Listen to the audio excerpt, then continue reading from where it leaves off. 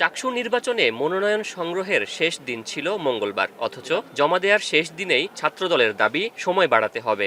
সকাল 11টার দিকে মনোনয়ন বিতরণ ও জমাদানের সময় বৃদ্ধির লিখিত দাবি নিয়ে নির্বাচন কমিশনে আসেন শাখা ছাত্রদলের সাধারণ সম্পাদক। প্রধান নির্বাচন কমিশনারের সাথে চলে সময় বাড়ানোর যৌক্তিকতা নিয়ে যুক্তিতর্ক উপস্থাপন। ছাত্রদল নেতা বলেন, গেল মাসের শেষ 2 দিন স্থানীয়দের সাথে সংঘর্ষে বহু শিক্ষার্থী আহত হয়ে চিকিৎসাধীন। কেউ কেউ গ্রামে চলে গেছেন যারা নির্বাচন করতে আগ্রহী। তাদের কথা বিবেচনায় সময় বাড়ানোর দাবি করেন তারা। একটা মনোনয়ন নেওয়া এবং জমা দেওয়ার একটা প্রস্তুতি আছে। এই প্রস্তুতির বিষয় নিয়ে আমরা এসব দাবি দেওয়ার প্রেক্ষিতে আমরা বাংলাদেশ জাতীয় ছাত্রদল চট্টগ্রাম বিশ্ববিদ্যালয় মনোনয়ন নেওয়া এবং মনোনয়ন জমা দেওয়ার জন্য 2 দিন সময় আমরা আবেদন করেছি নির্বাচন কমিশনের বরাবর।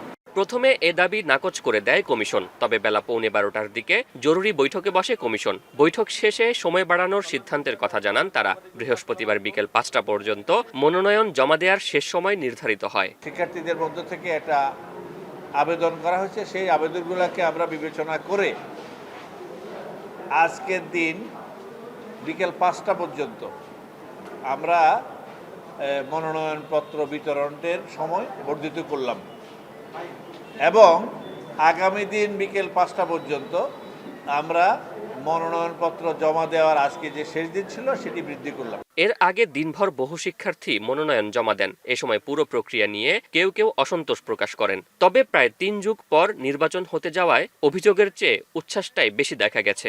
দীর্ঘ 36 বছর পর আমরা এই নির্বাচনে অংশগ্রহণ করতে পেরে আমরা খুবই আনন্দিত। আমার যেটা মনে হয়েছে আসলে অনেক বেশি অ্যানালগ পদ্ধতি ওনারা ইউজ করছেন, অনেক বেশি ডিজিটাল হওয়ার সুযোগ ছিল এখানে।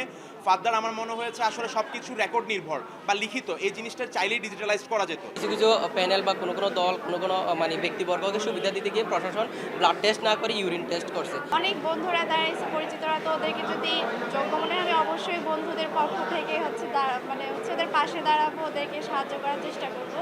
আসন্ন চাকসু ও হল সংসদ নির্বাচনে এরই মধ্যে পূর্ণ প্যানেলে নির্বাচনের ঘোষণা দিয়েছে ছাত্রদল, ছাত্র শিবির। এছাড়া বাম সংগঠনগুলোও জোটবদ্ধ প্যানেলে অংশ নিচ্ছে।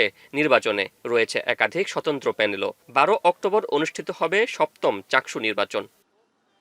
শোয়েব রহমান, এখন, চট্টগ্রাম।